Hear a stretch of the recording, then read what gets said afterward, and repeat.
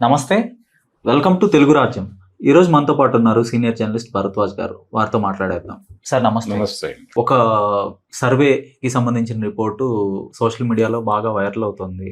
So ఏపీలో ఇప్పటికిప్పుడు ఎన్నికలు జరిగితే వైసీపీకి దాదాపుగా 83 స్థానాలు ఖచ్చితంగా వస్తాయి.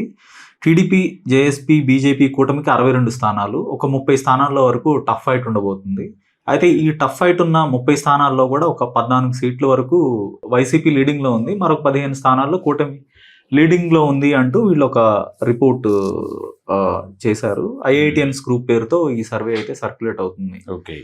సో ఇది ప్రస్తుతం ఏపీలో ఉన్న పరిస్థితులకు రిఫ్లెక్ట్ చేస్తుందా? అసలు ఏపీలో ఎలాంటి పరిస్థితి ఉందా? వైసీపీ 11 స్థానాల నుంచి 2 ఏళ్లలోనూ 83 స్థానాలకు వెళ్ళే స్థాయిలో బలపడిందా? అలానే కూటమి వీక్ అయిందంటారా? అంటే కూటమి వీక్ అవటానికి కొన్ని రీజన్స్ కనిపిస్తున్నాయి. ప్రత్యక్షంగా అంటే సంక్షేమ పథకాలు, వాళ్ళ ఎన్నికల హామీలు అమలులో విపరీతమైనటువంటి జాప్యం జరిగింది. అలాగే రాజధాని నిర్మాణం అనే పేరుతో వాళ్ళు కొన్ని భవనాలైతే నిర్మాణం జరిపేస్తున్నారు శరవేగంతో. ఇది జస్ట్ ప్రోగ్రెస్ రిపోర్ట్ కోసం పుష్ చేస్తున్నట్టుగా మాత్రమే కనిపిస్తోంది తప్ప ఆ ప్రాంతపు సమగ్ర అభివృద్ధిని దృష్టిలో పెట్టుకుని చేస్తున్నట్టుగా కనిపించట్లేదు. దాంతో పాటు ఈ అదనపు భూసేకరణ కార్యక్రమం అనేది ఒక రకంగా రకరకాల అనుమానాలకి తావిచ్చేదిగా తయారైంది. ఇంకొక గొడవ ఏంటంటే అక్కడికి ఈయన ఏదో వైసీపీ హయాంలో పెట్టుబడులు రాలేదు అని విపరీతంగా గగ్గోలు పెట్టేవాడు. కానీ ఈయన హయాంలో కూడా వచ్చిన పెట్టుబడులు ఏవీ లేవు.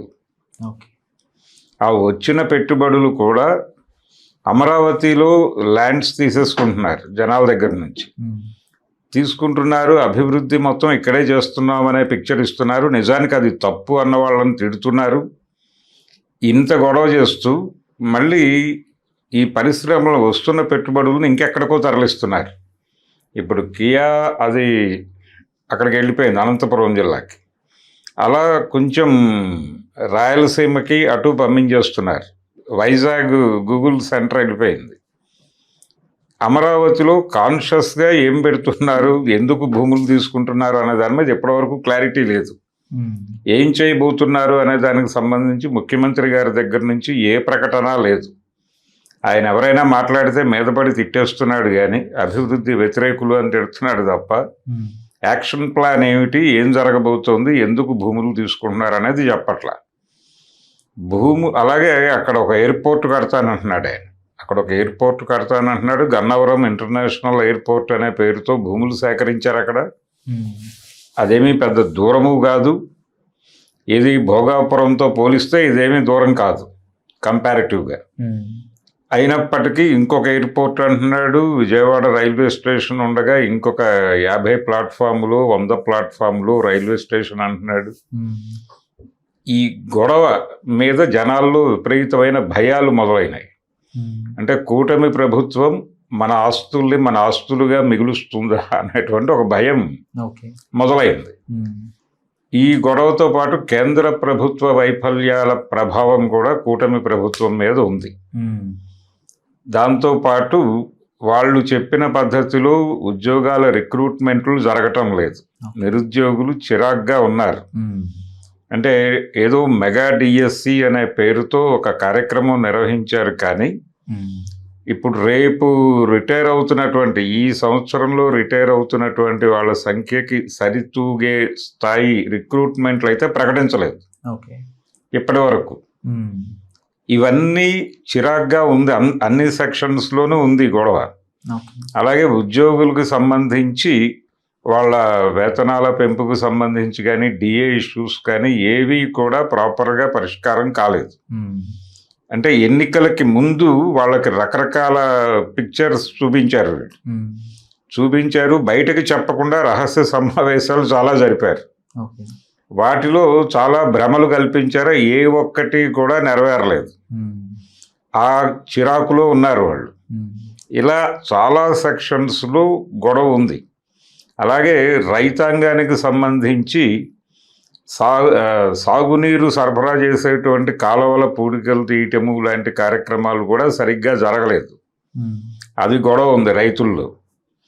ఇలా ఆ మధ్య చూసాం మనం, ఎక్కడ కోనసీమలో కొబ్బరి చెట్లు ఎండిపోయినప్పుడు పవన్ కళ్యాణ్ గారు ఒక హిస్టారికల్ స్టేట్మెంట్ ఒకటి ఇచ్చాడు.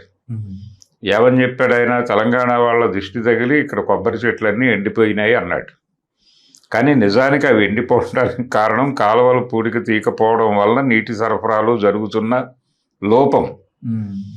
దాని మీద సీఎం గారితో మాట్లాడి అవన్నీ క్లియర్ చేయించాలి కదా ఆయన, అది మానేసి ఎవరో దిష్టి పెట్టారని మాట్లాడటం దుర్మార్గం కదా అనేది ఆ రోజుల్లో ఆయన మీద క్రిటిసిజం. ఆ తర్వాత ఏదో చిన్న డ్రామా కార్యక్రమం చేశారు తప్ప ఇప్పటికీ ఆ ఇష్యూస్ అన్ని చోట్ల సాల్వ్ అవ్వలేదు. అందుకని ఏ ఏరియాలో కూడా పెద్ద వేగంగా పని జరుగుతున్నటువంటి ఇది లేదు.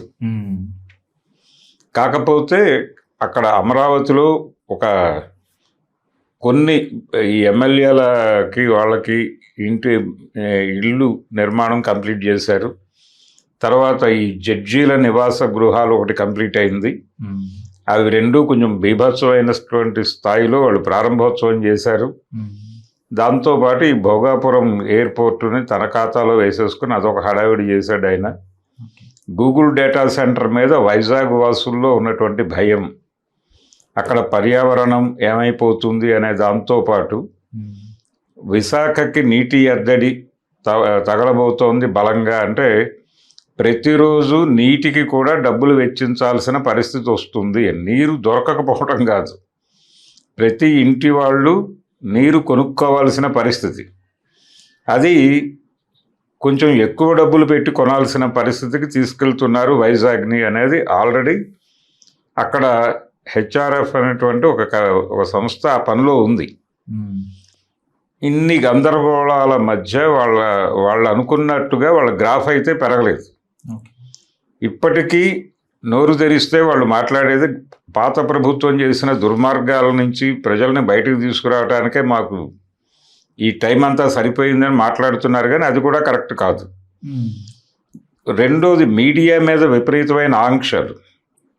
అంటే సోషల్ మీడియా మీద దాడులు, ఎవరు మాట్లాడినా కేసులు పెట్టడం, ఈ కేసులు పెట్టి తీసుకెళ్ళి స్టేషన్ల చుట్టూ తిప్పడం, ఈ రావణ్ అరెస్టు, వీటన్నిటి ప్రభావం కూడా జనం బుర్రల్లో ఉంది. అలాగే కేంద్ర ప్రభుత్వం మీద ఉన్న వ్యతిరేకత, నేను ఇందాకే చెప్పాను, అది నీట్ ఎగ్జామ్ కావచ్చు, మరొక ఎగ్జామ్ కావచ్చు, కేంద్ర ప్రభుత్వ వైఫల్యాలు కూడా ఇక్కడ ఎన్డీఏ గవర్నమెంట్ మీద ప్రభావం చూపిస్తున్న మాట కూడా నిజమే. నిర్బంధం విపరీతంగా అమలు జరుగుతోంది ఆంధ్రప్రదేశ్లో.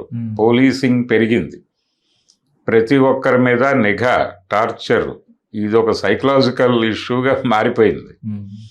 ప్రభుత్వ బళ్ళకి సంబంధించి జగన్ రోజుల్లో వచ్చిన వెలుగుని నెమ్మదిగా మసకబార్చారు. ఇవన్నీ విజువల్గా కనిపిస్తున్నాయి జనాల కళ్ళ ముందు. అందుకని అంత తృప్తిగా అయితే లేరు. ఆ లేనితనం అనేది చాలా స్పష్టంగా కనిపిస్తోంది. అలాగని జగన్మోహన్ రెడ్డి ఏదో చాలా అద్భుతాలు చేసేస్తున్నాడు అని కాదు. రాజకీయ కక్ష సాధింపులు అనేవి కూడా పెరిగినాయి కూటమి పాలనలో. వాళ్ళు ఏదో చేసామనుకున్నారు, కానీ పౌసాని అరెస్టు దగ్గర నుంచి మొదలు పెడితే ఈ మధ్య జరిగినటువంటి అరెస్టుల వరకు ప్రభుత్వం వ్యవహరించిన తీరు, అంటే యువతల వాళ్ళు ఎలా వ్యవహరించారు అనేది వేరే గొడవ, కానీ ప్రభుత్వం వ్యవహరించాల్సిన పద్ధతులు అయితే వ్యవహరించలేదు ఎవరితోనూ. ఒక పత్రికకి చెందినటువంటి ఎడిటర్ని తీసుకెళ్ళి రిమాండ్లో పెట్టినటువంటి ఘనత కూడా ఉంది వారికి. అందుకని వీటన్నిటి ప్రభావం ప్రజల బుర్రల్లో ఉంది. ప్రతి చోట ఏదో ఒక ప్రాజెక్ట్ మొదలవుతుంది, అది కంప్లీట్ కాదు, దాంతో లింక్ అయి చాలా ఇష్యూస్ ఉంటాయి అక్కడ. వీళ్ళేమో తెమల్చరు ఏది. కేంద్రం నుంచి వీళ్ళేమి, అంటే చంద్రబాబు నాయుడు గారికి ఒక ఇమేజ్ ఉంది. ఆయన వాజ్పేయి గవర్నమెంట్ ఉన్న రోజుల్లో ఢిల్లీకి రెగ్యులర్గా వెళ్ళేవాడు. వెళ్ళి అక్కడి నుంచి ఏవో ప్రాజెక్టులు ఆంధ్రప్రదేశ్కు, ఉమ్మడి ఆంధ్రప్రదేశ్కు తీసుకురావడానికి ఏదో ప్రయత్నం చేసేవాడు. అది విపరీతంగా ప్రచారం చేసుకునేవాడు. ఇప్పుడు కేంద్రం నుంచి అలాంటి సహకారం రావట్లేదు ఆయనకి. ఈయన కూడా వెళ్ళి అడగలేని ఒక నిస్సహాయతలో ఉన్నాడు. అంటే గొడవ పడలేని పరిస్థితి, కనీసం అడగలేని పరిస్థితి. ఇదొక గందరగోళం. పోలవరానికి సంబంధించినటువంటి డబ్బులు తెచ్చుకోవటానికే నానా కష్టాలు పడుతున్నాడు ఆయన. ఈ క్యాపిటల్ రాజధానికి సంబంధించి కూడా వాళ్ళు ఏమీ గ్రాంట్లు అవి ఇవ్వటం లేదు. కేవలం ఒక లోన్ అరేంజ్మెంట్కి వాళ్ళు కౌంటర్ గ్యారంటీ మాత్రమే ఇచ్చారు. ఆవిడ స్పష్టంగా చెప్పింది ఆన్ ఫ్లోర్. వీటన్నిటి ఈ గురించిన సమాచారం ప్రజల మనసుల్లో ఉంది.